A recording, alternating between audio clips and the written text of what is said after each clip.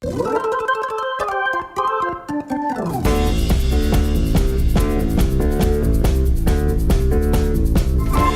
morning, everybody. I'm Dave Steinfeld. I'm going to be your main presenter this morning for the basics of eDiscovery. What we're going to go over is mechanically, ethically, and properly how you actually perform electronic discovery.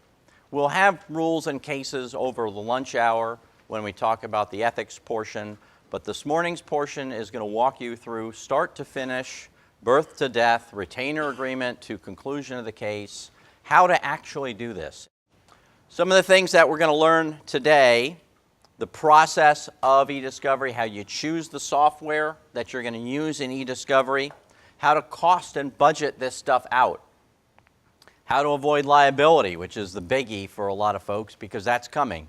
That is going to be the next area for plaintiffs' legal malpractice claims. Is not you lost the case because you made a bad closing argument. It's going to be you lost the case because you didn't do the eDiscovery portion correctly. So something to avoid, of course, is the liability involved. And how to make the eDiscovery defensible. We're going to talk later this morning about what that actually means, but it's defending the actions that you've done to show that what you did in the eDiscovery process is actually proper. What to put in your retainer agreements, litigation hold letters, how to make the actual requests for the information, and what this stuff actually looks like, what this software really looks like in practice.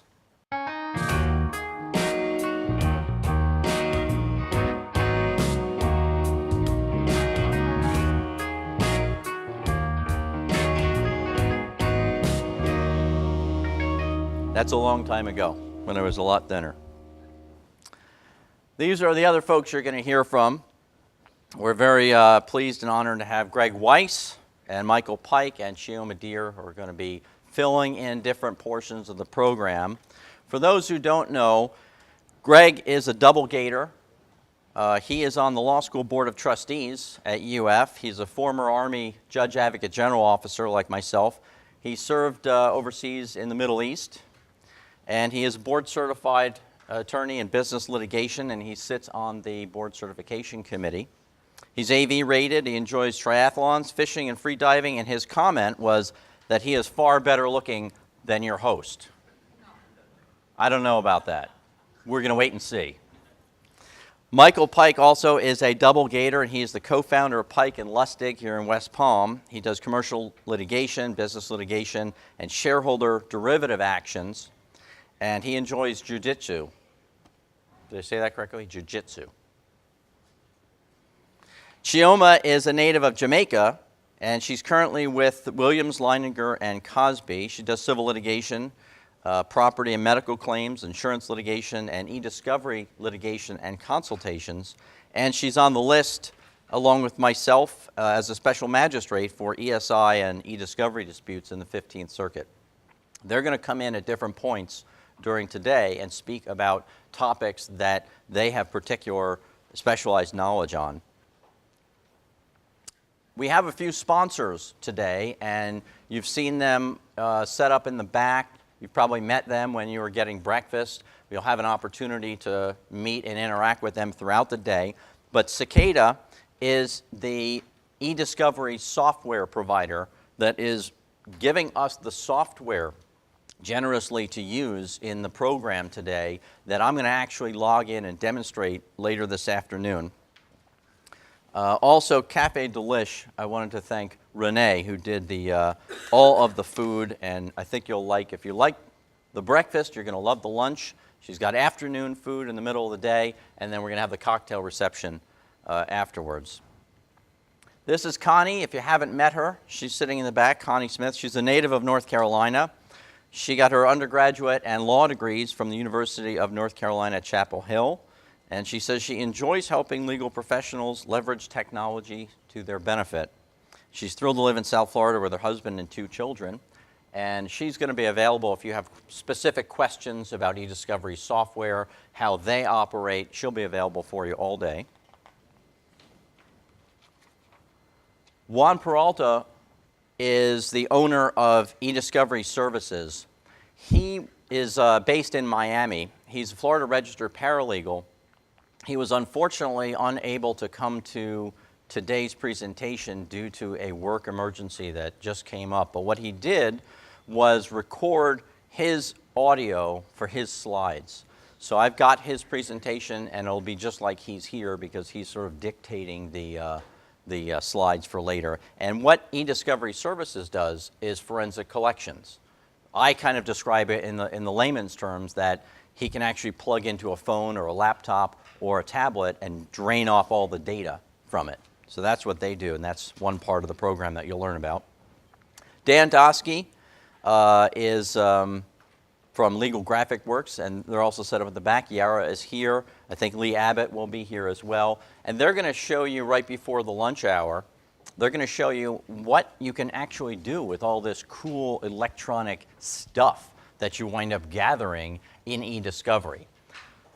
The purpose of bringing all those folks in is to demonstrate to you some of the technologies that are available in this eDiscovery space and to show you some things that you might not have been aware of so that you can kind of understand how the vendors operate in this space and how they can bring benefits to your firms in the cases that are necessary.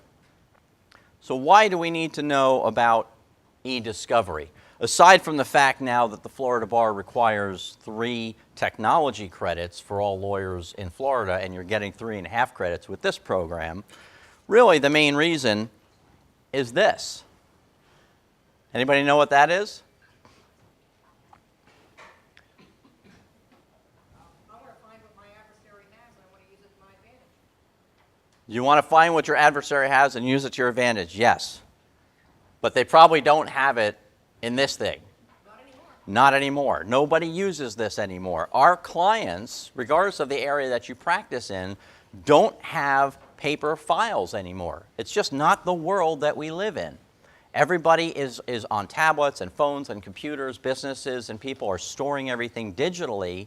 So the days are long gone of saying, give me everything that you have, give me your file. Because the volume of data expands so rapidly, to say print everything off, you'll get boxes and boxes of stuff. It's very inefficient. Does anybody remember who the comedian Stephen Wright is? Anybody remember? He had kind of like a monotone delivery. Reservoir Dogs. He wasn't in it, but I think he voiced over. He had sort of a real monotone delivery, this guy. And he said something that's very telling in this area. He said, I'm going to try to mimic his voice, so you bear with me. He said, I have the oldest typewriter in the world. It types in pencil. Which just sort of shows, what's happening in the world that we live in. So what really is eDiscovery? Fundamentally, if we break it down to its most basic elements, it is basically getting stuff from your own client and giving it to the other side in a lawsuit. But it is also getting stuff, all this electronic stuff, from the other side so that you can present it to the jury. That's our jury there. And it's also avoiding getting sanctions imposed on you and your client, but maybe in the right case having sanctions of some sort imposed on the other side. So in its most basic operation, this is really what it is. And sanctions, on the point of sanctions obviously are something that you don't want, like a grenade, but you want to give it to other people. This is the pathway, the track that we're going to go down today. This is the Electronic Discovery Reference Model, or EDRM. This is the generally accepted, industry-wide recognized methodology of conducting eDiscovery. It's not the only way to do it, and you don't have to go step 1, step 2, step 3. You could go step 1 to step 3, skip back to 1, go to 4, go to 2. It depends on the situation and what the situation calls for. But this is basically the way that it's done. And each one of these color areas represents a different part of eDiscovery. And as we go through today, when we transition from one to the other, we're going to take little breaks to give everybody time to stretch their legs and things. Now, the left side The information management and the identification sections, those two left boxes, those together are really what is called early case assessment, or ECA. That, in any lawsuit, be it commercial litigation, family, employment, intellectual property, personal injury, whatever type of civil action that you're involved in, that ECA, or early case assessment, is the most important part of electronic discovery. It's just like the old adage, buttoning a shirt or a blouse. If you start at the wrong button at the top, the rest of it is not going to match. But if you start with the correct button, everything else falls in line. That's early case assessment. If you do it right and you put it all together, everything else usually turns out smoothly. So let's start with information management, and what we're talking about here is pre-suit information management. We're in the infancy of the lawsuit. Either the client wants to file a suit and has come to you, or they may have been served, but you're at the very, very outset of the lawsuit. This is a little telling. Don't wait till the house is on fire before you look for the hose, which talks to early case assessment. You need to put into your mind, as we go through the process today, early case assessment is critical. You've got to do some part of this. You might go back to it and refresh it or something, but you've got to have some sort of protocol in your office, in your practice, so that you can tackle this. And Chioma later this morning is going to come in and talk about standard procedures that you can put into place that will actually benefit your firms. When we look at the volume of data, the reason why eDiscovery is so important, not only because all of our clients and businesses that we work with are doing everything online and digitally, but you look at some of this stuff that's out on the internet that shows what's happening in the space of a minute, and you look at the volume, 2.4 million Google searches, 2.76 million video views on YouTube, 700,000 uploads to Facebook. The volume of the data that we as humans are creating is staggering. I heard a statistic recently that something like every year the volume of data that we create doubles, and it's greater than all of the preceding data that has ever been created in the history of man. But then again, 67% of all statistics are made up, so who knows?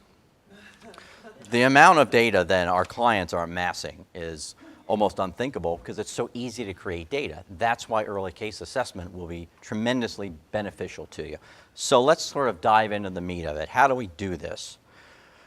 First off is our retainer agreements. The retainer agreement is generally the first official interaction with any client.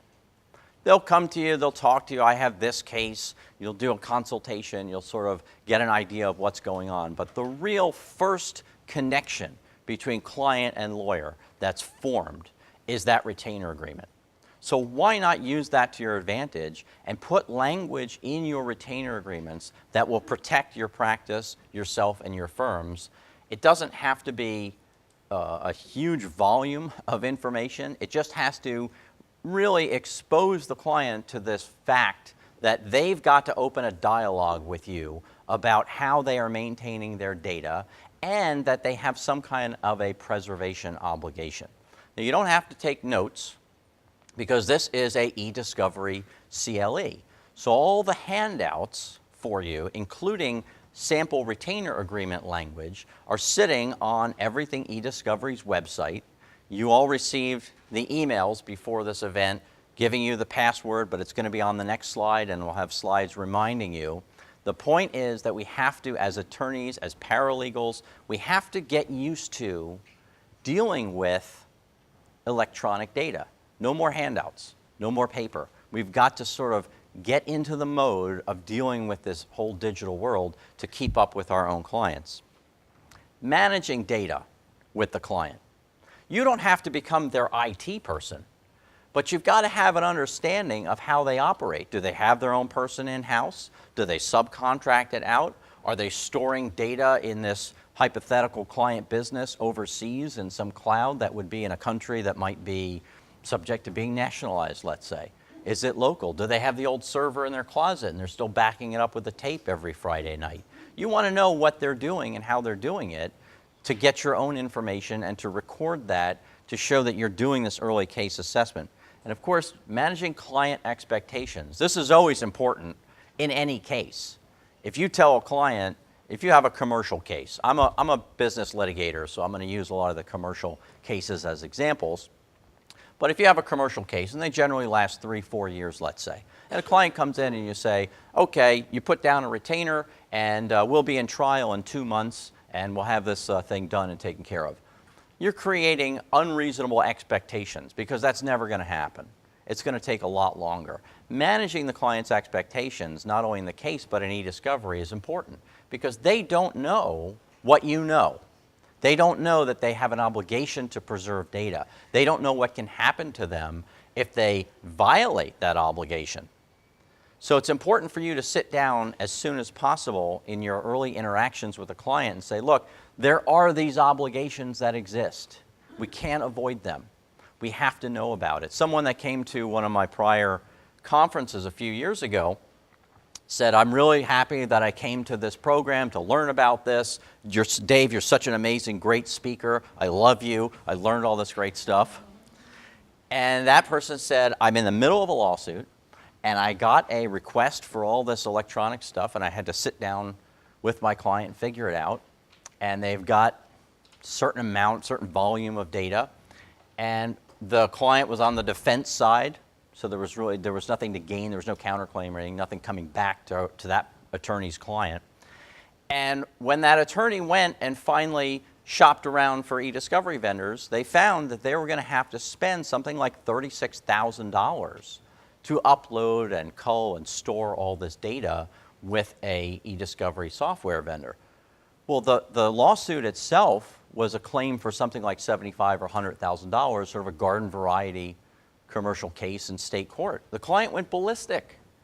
The client said, I'm not spending $36,000 that I might not recover. Why didn't you tell me this up front? If I had known this up front, I could have taken part of the $36,000 and offered it and settled and gotten out of it.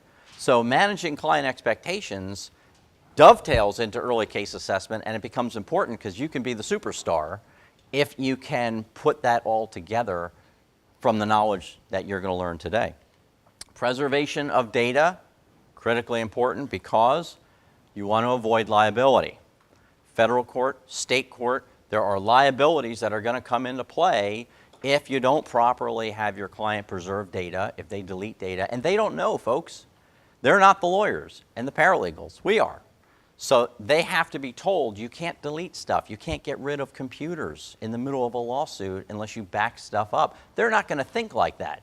They're going to think, oh, we've got these computers. They're 10 years old. We're scheduling to replace them next year. We're looking forward to expanding our business. And they're so happy and excited because everybody's going to get all new computers. And unless you ask them things like that, and I'm going to give you a checklist on that website for that kind of stuff, but unless you ask them, are you going to replace any computers anytime soon? You don't put that idea in their head that they need to communicate that to you. And then 6 months later, you get a discovery request, you go back to your client and say, now we need this data, and they say, we threw it out. You didn't tell me to keep it. So are they going to go to the court and say, mea culpa, my fault, so sorry? No, they're going to blame you. They're going to say, it's your fault because you didn't tell me to keep it. This is where all of your handouts, all of your digital handouts are. Everyone should have received an email telling you the course number for all the credits and things, and this. When you go on to Everything eDiscovery, website for this CLE, and you go into the Members tab, the first handouts at the top are all the password protected ones, just for you all and for the folks that are going to watch this later on video. And the password is I love Everything eDiscovery, I love EE, but just put it all in lowercase. That's going to open up the PDFs, and you can do whatever you want with those. You can convert them, you can change them, and what's sitting on there are all kinds of helpful handouts, and they match up to this program as we go through it. So, pre-suit information management. The liability avoidance, again, is key because the liability factor is going to come into play very soon. It won't be long before we start hearing about cases of legal malpractice in Florida where the claim is going to be, like I said earlier, you didn't lose the case because you made a bad closing argument. You lost the case because you didn't do the eDiscovery part correctly, and you got an adverse jury instruction issued from the court.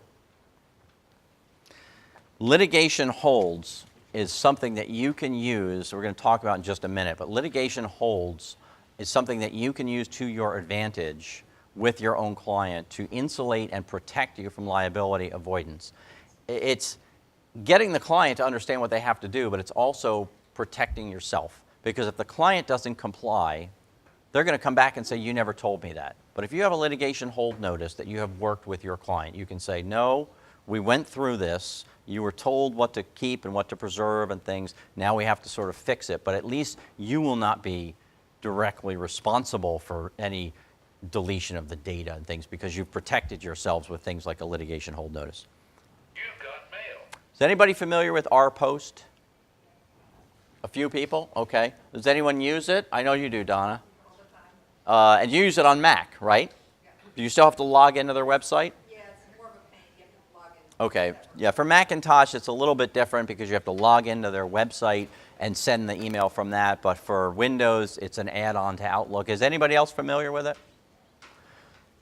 Okay. The reason why I show this to you is there's no connection between everything eDiscovery and OurPost. These types of things are going to pop in throughout the day just to show you what type of technology exists that can help you in this area.